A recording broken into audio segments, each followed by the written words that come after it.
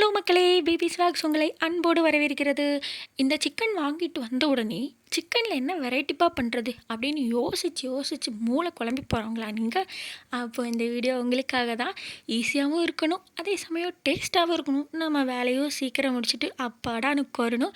அதே சமயம் வீட்டில் ஒவ்வொருத்தரும் ஒவ்வொன்று கேட்குறாங்களா, அவங்க எல்லாத்துக்குமே சூட் ஆகிற மாதிரி, அதாவது இட்லி, தோசை, சப்பாத்தி, பூரி, சாதம் எல்லாத்துக்குமே சூட் ஆகிற மாதிரி ஒரு டிஷ் இருக்கணுமா?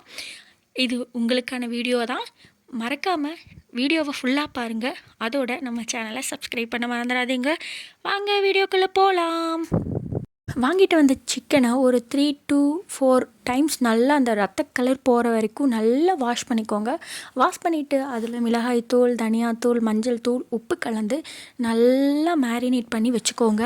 இது எவ்வளோ மினிட்ஸ் வெயிட் பண்ணணும் அப்படின்ற அவசியம் கிடையாது. ஃப்ரிட்ஜில் வைக்க வேண்டிய அவசியமும் கிடையாது. நம்ம மேரினேட் பண்ண உடனே தான் செய்ய போகிறோம். ஓகேங்களா? அதுக்கப்புறம் இதுக்கு ஒரு பேஸ்ட் தயாரிச்சுக்க போகிறோம். அதில் பச்சை மிளகா போட்டுக்கோங்க, பூண்டு போட்டுக்கோங்க, கொஞ்சோண்டு இஞ்சி போட்டுக்கோங்க. அதுக்கப்புறம் நல்லா நீளமாக வெட்டின பெரிய வெங்காயத்தை போட்டு நல்லா பேஸ்ட்டாக அரைச்சிக்கோங்க. இது தாங்க மெயின், நம்ம செய்ய போகிற சிக்கனுக்கு மெயின். ஸோ இது ரெடி பண்ணி வச்சுக்கோங்க. நல்லா ஃபைன் பேஸ்ட்டாக அரைச்சிக்கோங்க. அதுக்கப்புறம் அதே மிக்ஸி ஜாரில் தக்காளி ஒரு 4லேருந்து, குட்டி தக்காளியாக நான் இன்றைக்கி எடுத்தேன், அதனால் 4லேருந்து 5. நீங்கள் பெரிய சைஸ் தக்காளி எடுக்கிறீங்கன்னா உங்களுக்கு ஒரு 2 போதுமான அளவு, மீடியம் சைஸ்னால் ஒரு 3 போதுமான அளவாக இருக்கும். போட்டுட்டு அதுக்கப்புறம் தாளிப்புக்கு வந்துடலாம். அதுக்கப்புறம் ஒரு கடாயில் பட்டர் சேர்த்துக்கோங்க. பட்டர் இல்லைன்னா நீங்கள் ஆயில் சேர்த்துக்கலாம். நான் பட்டர், ஆயில் ரெண்டுமே மிக்ஸ் பண்ணி சேர்த்துருக்கேன். பட்டர் சேர்க்கறதுக்கான காரணம் என்னென்னு பார்த்தீங்கன்னா, அந்த ஸ்மெல் கொஞ்சம் நல்லாயிருக்கும். அது மட்டும்தான் ரீசன். அதனால் நீங்கள் பட்டர் ஸ்கிப் பண்ணிட்டு ஆயில் சேர்த்துக்கோங்க. அப்புறம் பட்டர் நம்ம வீட்டிலேயே செஞ்சது. அதோட ரெசிபி வேணும்னா கண்டிப்பாக எனக்கு சொல்லுங்கள், நான் கண்டிப்பாக போஸ்ட் பண்ணுறேன். அதுக்கப்புறம் பார்த்திங்கன்னா, நம்ம மேரினேட் பண்ணி வச்சுருக்கோம் இல்லையா சிக்கன், அதை உள்ளே சேர்த்திக்கோங்க. சேர்த்துட்டு ஒரு 5 மினிட்ஸ் நல்லா வதக்கி விடுங்க. அந்த தண்ணி பாதி அளவுக்கு குறைஞ்சி வரணும். அதுக்கப்புறம் ஒரு மீடியம் சைஸ் பெரிய வெங்காயத்தை எடுத்து நல்லா வெட்டிட்டு அதில் போட்டுக்கோங்க. நம்ம செய்கிற விதம் தலைகீழாக செய்கிற மாதிரி இருக்கும். பட் 1 டைம் செஞ்சு பாருங்கள், கண்டிப்பாக உங்களுக்கு டேஸ்ட் ரொம்ப பிடிக்கும். அதோட அந்த ரெசிபி செஞ்சுட்டு எனக்கு கமெண்டில் சொல்லுங்கள், உங்களுக்கு எப்படி வந்திருக்கு நானும் தெரிஞ்சுக்கணும். அதுக்கப்புறம் பார்த்திங்கன்னா, நம்ம அரைச்சி வச்சுருக்கோம் இல்லையா, அந்த பேஸ்ட் உள்ளே ஆட் பண்ணிக்கோங்க. ஆட் பண்ணிவிட்டு மஞ்சள் தூள், மிளகாய்த்தூள், காஷ்மீரி மிளகாய்த்தூள் ஆப்ஷனல் தான். ஏன்னா இப்போ வர மிளகாய்த்தூள் எல்லாத்துலேயுமே காஷ்மீரி மிளகாய் சேர்க்குறாங்க, அதனால கலர் கிடைக்குது. இது ஒரு ஆப்ஷனல் தான். அதுக்கப்புறம் பார்த்திங்கன்னா, கரம் மசாலா, தனியாத்தூள் எல்லாம் சேர்த்துட்டு நல்லா கலந்து விட்டுக்கோங்க. கலந்து விட்டுட்டு தக்காளி பேஸ்ட் அரைச்சிருக்கோம் இல்லைங்களா, அதை சேர்த்துக்கோங்க.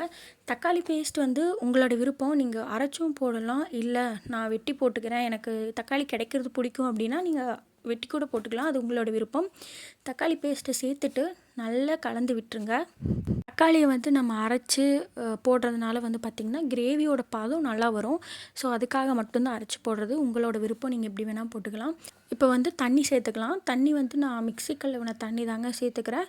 அதுக்கப்புறம் பார்த்திங்கன்னா நல்லா கலந்து விட்டுட்டு, நம்ம மேரினேட் பண்ணுறப்போ உப்பு போட்டோம், அதுக்கப்புறம் எங்கேயுமே உப்பு போடல, அதனால் இப்போ கொஞ்சோண்டு உப்பு போட்டுக்கிறேன். நீங்கள் டேஸ்ட் பார்த்துட்டு அதுக்கப்புறம் உப்பு போட்டுக்கோங்க. இப்போ ஒரே ஒரு ஸ்பூன் மட்டும் நான் சிக்கன் மசாலா சேர்க்குறேன். சேர்த்துட்டு நல்லா கலந்து விட்டுட்டு ஒரு 5 மினிட்ஸ் நல்லா கொதிக்க விடுங்க. அதுக்கப்புறம் ஓப்பன் பண்ணிவிட்டு 2 பச்சை மிளகா சேர்த்துக்கோங்க. கீராதீங்க, எதுவுமே பண்ணாமல் முழுசாக போடுங்க. நம்ம வாசத்துக்காக மட்டும்தான் போடுறோம், காரத்துக்காக இல்லை. அப்புறம் 2 கருவேப்பிலை கிள்ளி போட்டுக்கோங்க. குழம்பு நல்லா எண்ணெய் பிரிஞ்சு சுண்டி வர வரைக்கும் வச்சுருந்திங்கன்னா சூப்பராக இருக்கும். பட் சுண்டி வர வரைக்கும் வச்சுருந்திங்கன்னா உப்பு கம்மியாக போடுங்க. அதுக்கப்புறம் நான் இந்த பதத்திலே இறக்குறேன்.